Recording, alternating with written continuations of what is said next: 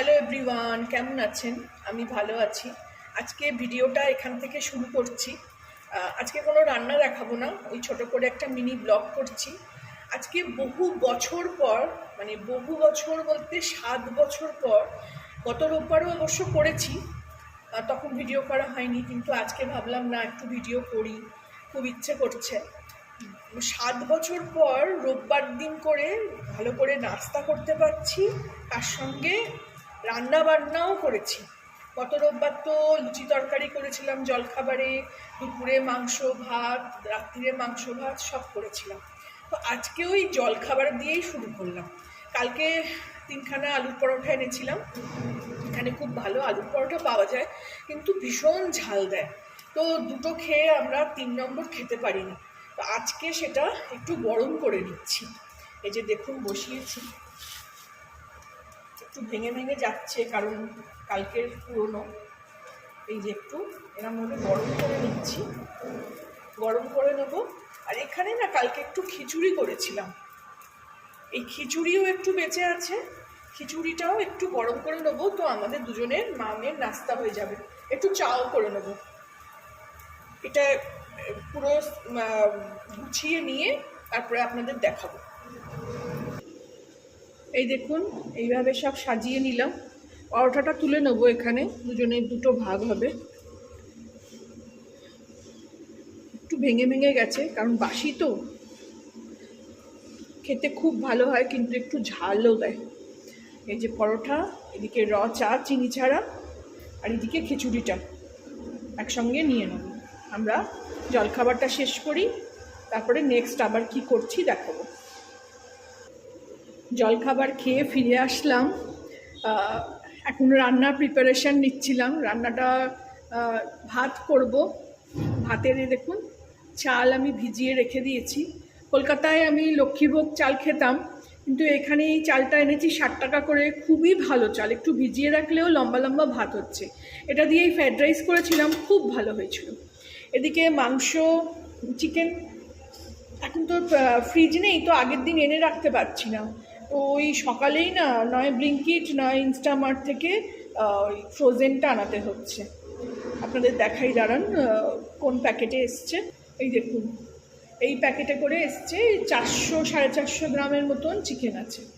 আগের দিনও আনিয়েছিলাম, ওটাও খুব খেতে ভালো হয়েছিল। আজকেও এটা আনিয়েছি। এই চিকেনটাকে আমি একটু নুন, গোলমরিচ আর একটু অল্প দই দিয়ে ম্যারিনেশন করে রেখে দিয়েছি। এমনি ফ্রোজেন চিকেন খুব তাড়াতাড়ি হয়ে যাবে, তার মধ্যেও একটু দই দিয়েছি যে স্বাদটাও ভালো হবে। কালকে বাজার করেছি এই যে টমেটো, কাঁচা লঙ্কা। আজকে এই দই আনালাম। দইটা মাদার ডেয়ারিরই আসে, তবে আজকে এই জিনিসের এসছে, টোটাল কার্ড বলে। আমি দইটা খুলেছি যেহেতু, এইভাবে কাপড় দিয়ে রেখেছি। আমি অনেক কিছুই এরকম কাপড় দিয়ে মুড়ে মুড়ে রাখছি। এখন হাতের কাছে ওই ঝুড়ি ফুড়িগুলো, ঢাকা ফাঁকাগুলো নেই। তো এই চাদর ছেঁড়া কলকাতা থেকে এনেইছিলাম, তো সেটাই ওরকমভাবে রাখছি। এদিকে দেখুন তেলের জায়গাটা কিনেছি, মুখটা হঠাৎ করে ভেঙে গেল, ওটাকেও কাপড় দিয়ে এরকমভাবে মুড়ে রেখেছি। আর এদিকে আলু, পেঁয়াজ, আদা, রসুনটা ছিলে নিয়ে জলের মধ্যে রাখলাম, এসে কেটে করে নেব। যাব এখন চান করতে। এই যে কালকে পেঁয়াজ, একটু ফল, একটু এই খরবুজাটা খেতে খুব ভালো লাগে, কিন্তু এরকম ডিমও কিনে রেখেছি। এদিকে আলু কিনে এনেছি, আলুও 1.5 কিলো মতন কিনে এনে রেখেছি। তো মোটামুটি গুছিয়ে নিলাম। চান করব, পুজো করব, এসে রান্না করব। রান্না করতে কষ্ট নেই কেন, এখানে ইন্ডাকশানে করছি, তার সঙ্গে সঙ্গে এটা যেহেতু ওপেন কিচেন, তো পাখাও আছে, গরম করলে পাখা চালিয়ে দিচ্ছি। আর আমাদের পরিবারে, মানে আমার মেয়ের এই সংসারে, ছেলে তো এখন পড়ছে, পড়াশোনা করছে ভুবনেশ্বরের থেকে, ওই লাস্ট ইয়ার। তো দিল্লি গেছে ইন্টারভিউ দিতে ললিতের। তো আমাদের পরিবারে আর একটা জিনিস যোগ হয়েছে, ওয়াটার ফিল্টার ছাড়া চলছিল না। লিভ পিওরের এটা কিনেছি, লিভ পিওর স্মার্ট। এটাও আরও জল। এটা না মানে রেন্ট করে খেতে হয়। এটা এখানে দেখুন পয়সা রে আছে, সবুজ জ্বলছে, এটা যখন ড্রেন শেষ হয়ে যাবে রেড হয়ে জ্বলবে, তখন বোঝা যাবে যে আর এর থেকে জল আসবে না, এবার পয়সা ভরতে হবে। যেরকম আমরা কেবিল কিংবা ওয়াইফাইতে ভরি সেই রকম।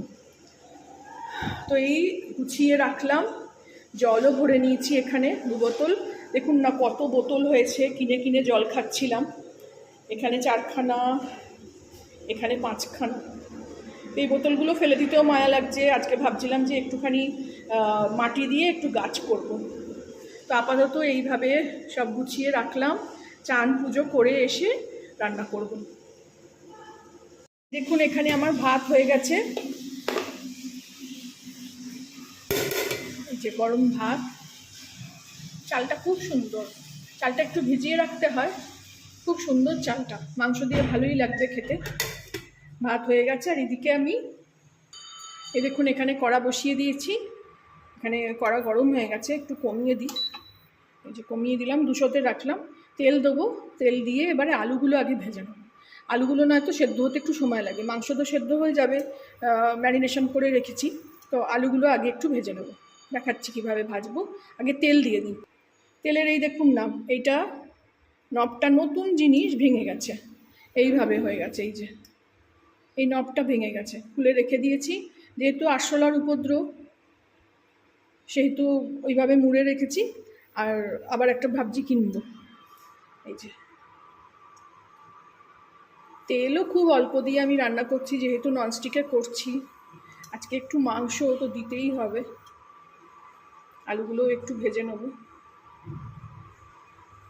ননস্টিকে না তেল লাগছেই না বলতে গেলে, তেলটা গরম হোক। এই দেখুন পেঁয়াজটা ভালো করে ভেজে নিলাম, পেঁয়াজটা একদম কুচি কুচি করে নিয়েছি। এটা আমার ওই চপার মেশিন আছে না, ওতে করেছি। আঁচটাকে একটু বাড়িয়ে দিই, তাহলে তাড়াতাড়ি হবে।